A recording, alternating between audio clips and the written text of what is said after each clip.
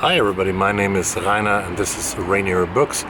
Today it is time to wrap up the month of May. It's already June the 4th, and on Tuesday we have Sweden's National Day coming. So here is my summary of the month that lies behind us. I've read 6 books and DNF'd 2, and let's start with the DNFs. A Marriage Portrait by Maggie O'Farrell is the first one that I DNF'd, not because it's a bad book, it's a very good book. It's nominated, it's on the shortlist of the Women's Prize of 2023, but I DNF'd it because I'm not that much into books that deal with something that happened like 400, 500, 600 years ago, and that is the main reason why I DNF'd it. It's really good written, like well written, as we know Maggie O'Farrell from her novel Hamlet, that I actually read from beginning to the end, but I didn't want to write another piece, and it also reminded me a lot of how Hamlet was created. So there's a great vivid description of characters, it's very well plotted and everything like that, but after 30 pages I decided that I have other books that are more important to me, so I DNF'd it. The second one I DNF'd for other reasons, and that is the winner of the National Book Award in 2022, The Rabbit Hutch by Tess Gunty, a debut novel which plays in a town called Vacaville in Indiana. And there's a bunch of characters who live in a house that they call the Rabbit Hutch, which is social housing in this town. It's a very poor town in the US and Indiana. And I didn't really like the way Gunty has composed the story. I didn't get her connection to the characters, and I didn't find the plot line, and it was already like 120, 130 pages in, and I thought, okay, this might be getting interesting and more fast-paced in the long run, but I don't want to spend hours and hours just waiting for something to click, so I DNF'd it. So now to the 6 books that I finished in May. First one is, I could call it a thriller or a horror, no, not a horror novel, but a thriller anyways. This is Shutter by Ramona Emerson. It is a book about a Native American police worker, not officer, at the Albuquerque Police Department. Some vibes here from Breaking Bad and Better Call Saul, but has actually nothing to do with it.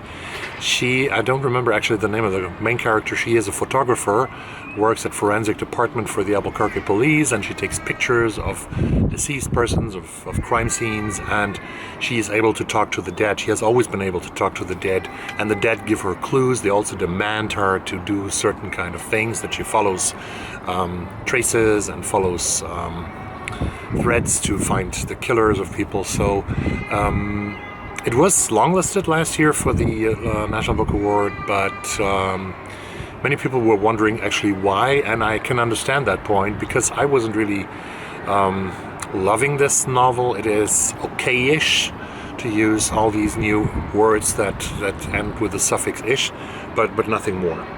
Then I read Children of Paradise by Camilla Grudova. She is, I think, a Canadian author living in Edinburgh, in Scotland right now.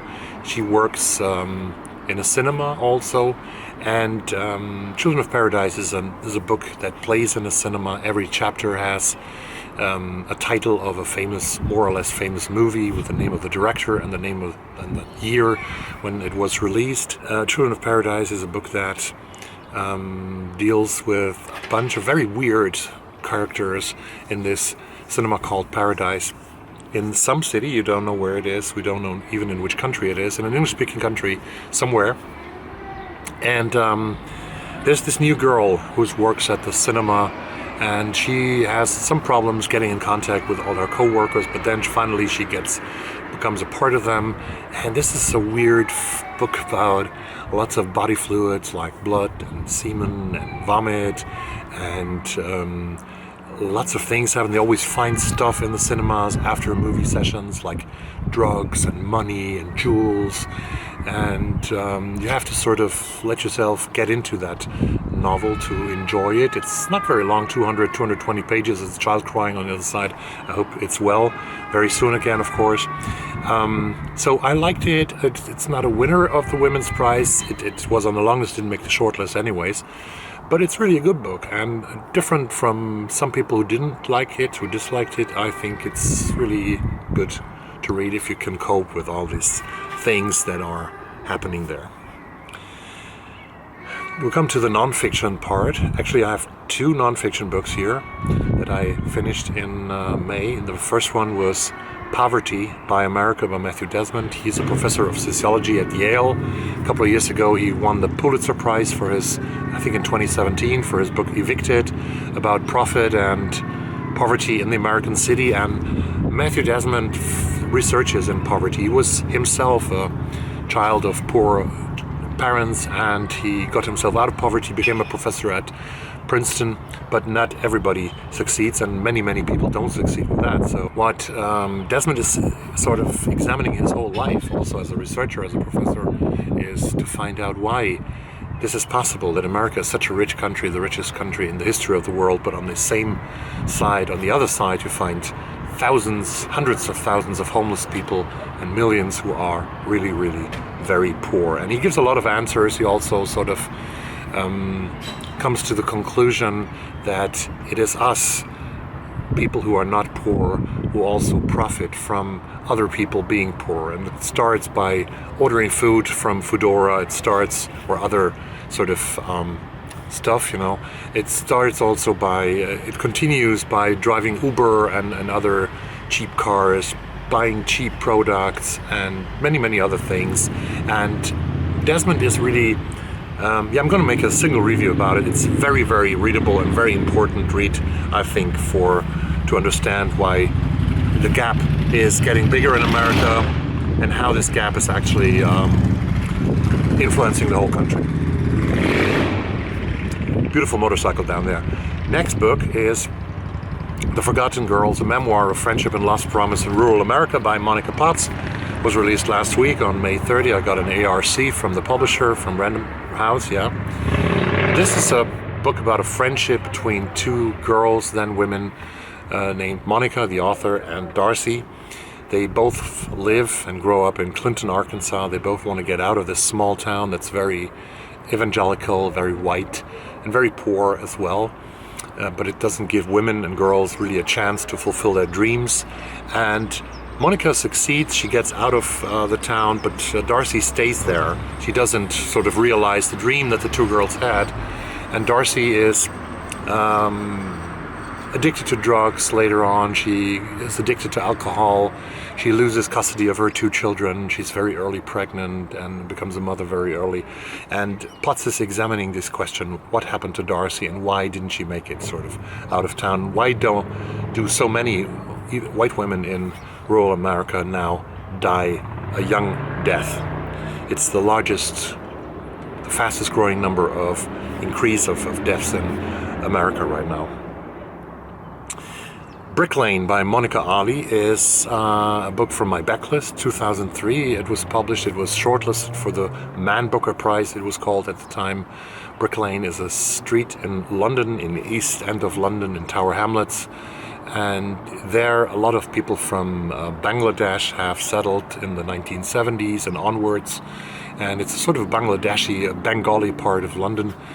And in the late 1970s and early 1980s, the main character of that book, Nazreen, a young woman, 18 years old, comes from Bangladesh. She is sort of one part in an arranged marriage to a much older man named Chanu.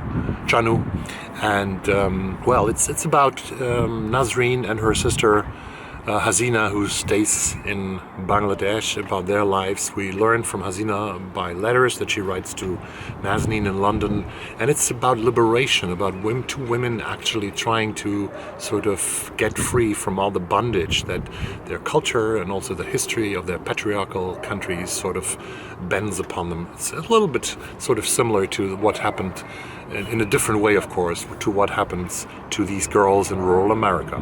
So that is Brick Lane, really enjoyable, 455 pages book by Monica Ali. It was my third book that I read by her. And now we come to the last one, last but not least, definitely. It's a literary sensation for many people. It's a bestseller in the United States, on the New York Times bestseller list. It was released, I think, 2 weeks ago in the US. This is Yellow Face by Rebecca F. Kuang. An amazing book, a funny book, a book that is about the publishing industry. It's about two women as well, a friendship of two women. Hey, my God, there's so many parallels here, which I didn't choose actually, they just come. There's this girl who is, this young woman who is sort of narrating the story. Her name is June Hayward, aka Juniper Song, and about her Chinese-American friend Athena. Athena is very successful. She is a promise. She's a great writer. She also has her first contract with Netflix for her like second or third book. So she's gonna make it, but then after a night out, they go home to Athena's apartment and Athena chokes to death on a pancake. That is sort of, it's horrendous, but it's also funny, you know, in a way. And this book is really funny because, but also very, it makes you also angry, but it makes you laugh as well. So Rebecca F. Kuang, R.F. Kuang is telling the story from June Hayward's perspective. June finds this manuscript that Athena had written that nobody knows about, only Athena, and she finds it before the ambulance and the police arrive when Athena dies, and she makes it her own manuscript.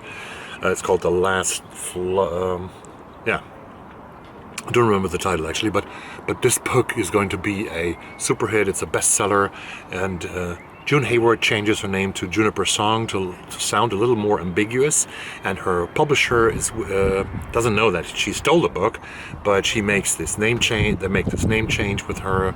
They put social media on her. They sort of brush the book up to become a huge success.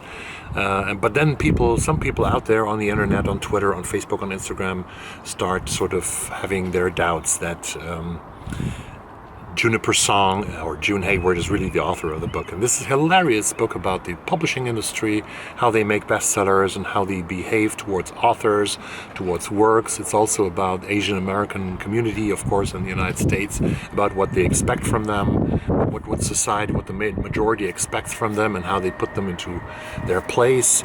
It's about racism, about the modern world, and it's a lot about social media. And I read this mostly and foremostly about this is the best book I've read so far in my life about the influence that social media can have on our lives, and it actually has on our lives. This was my month of May, my reading month of May. I hope that you had a good month too. I think 6 + 2 is quite good for me. I read 10 books, of course, in April, but now only 6. But I'm quite satisfied still with my amount that I'm reading and enjoying. Please tell me about your reading month of May. How much books did you read? Comments down below, subscribe to the channel, and I see you very soon in another beautiful and amazing video. Bye.